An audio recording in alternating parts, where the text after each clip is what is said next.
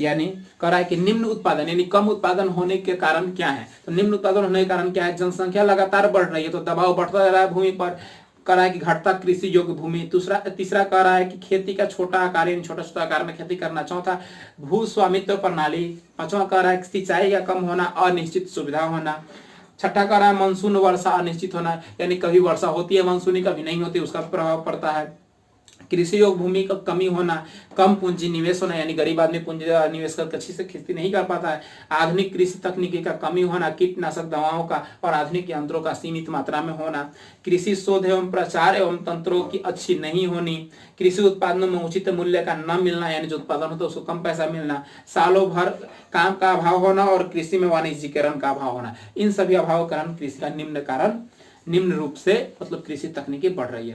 कह रहा है कि भारत में कृषि भूमि प्रति इकाई फसलों का उत्पादन जापान से 1/3 कम है और संयुक्त राज्य अमेरिका से 1/4 कम है, यानी वो 4 भाग है तो हम लोग एक ही भाग है, वो 3 भाग है तो हम लोग एक ही भाग है।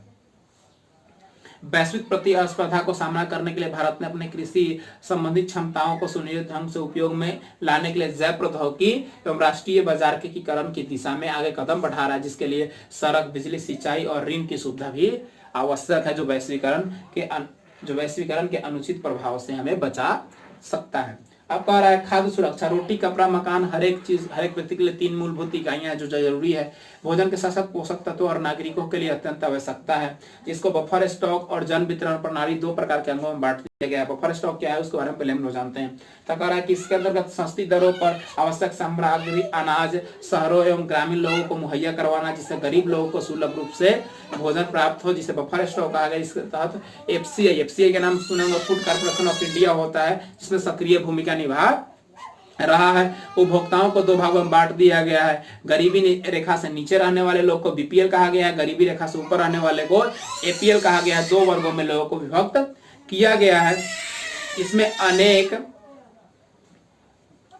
अनेक कह रहा है कि बीपीएल परिवार भी शामिल हैं और एपीएल एकदम अंतिम छोर पे होते हैं, यानी बहुत गरीब होते हैं। फसल बर्बाद में बीपीएल की श्रेणी में रखा गया है, किंतु इनकी गिनती बीपीएल में नहीं होती। अगर फसल किसी का बर्बाद हो गया तो बीपीएल के श्रेणी में आ जाते हैं, किंतु इनकी गिनती बीपीएल में नहीं होगी। यानी फसल जो बर्बाद होता है सरकार उसके लिए क्या करती है, उनको मुआवजा भी देती है। कृषि के क्षेत्र में मौलिक संरचना जैसे बिजली, सिंचाई, ग्रामीण सड़कें आदि की आवश्यकता और सुधार जितनी जल्दी किया जा सके कृषि को उतना ही विकास किया जा सकता और खाद्य फसलों में बढ़ाया भी जा सकता है और वृद्धि से सतत विकास हो सकता है, राष्ट्र का विकास होता है, सभी लोगों का विकास हो सकता है। कह रहा है कि यहाँ पर 3 प्रकार के कृषि फसलों को बांटा है। पहला कहा है वर्धन काल, दूसरा हरित क्रांति और तीसरा रोपण कृषि। कह रहा है कि वर्धन काल में कह रहा है कि फसल को बोने, बढ़ाने एवं पकाने के लिए उपयुक्त मौसम की आवश्यकता पड़ती है।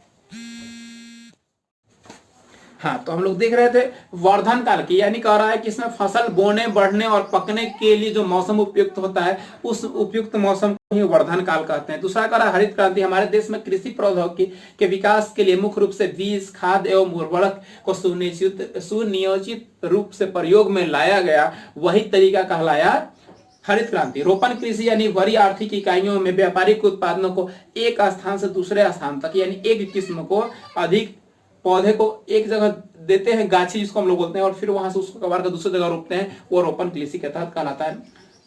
इसके साथ साथ कह रहा है पशुपालन और दूध उत्पादन में भारतीय कृषि का एक छोटा और सीमांत किसान का विकास में बहुत सहायता मिलता है, जिससे आमदनी बढ़ाई जा सकती है, जीवन स्तर को सुधारा जा सकता है। यानी दूध उत्पादन और पशुपालन से भी हम अपने जीवन स्तर को सुधार सकते हैं, उससे भारतीय अर्थव्यवस्था में सहयोग हम लोग दे सकते हैं।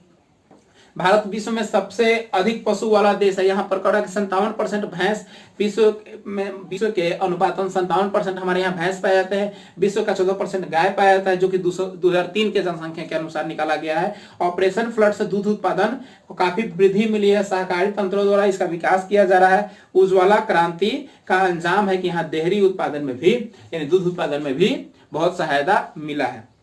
बागवानी फसल भी एक विकल्प है। भारतीय कृषि में इसको स्वयं से संगठन द्वारा सब्जी, फल और औषधीय उत्पादन, जड़ी बूटियों के लिए काफी जोर दिया गया है। और यही था आपका इकाई 2 का कृषि आपका समाप्त हो गया। जो अगले वीक में हम लोग पढ़ेंगे वो निर्माण उद्योग से, यानी इकाई 3 से पढ़ेंगे। अब आपका ज्यादा नहीं है, समझिए कि आपका 15 मई तक खत्म हो जाएगा ये भी बुक। यानी जितना अब लेसन है उतना दिन का क्लास, समझिए तो जितना लेसन आपका है उतने दिन का क्लास चलेगा, 1-2 दिन ज्यादा लगेगा।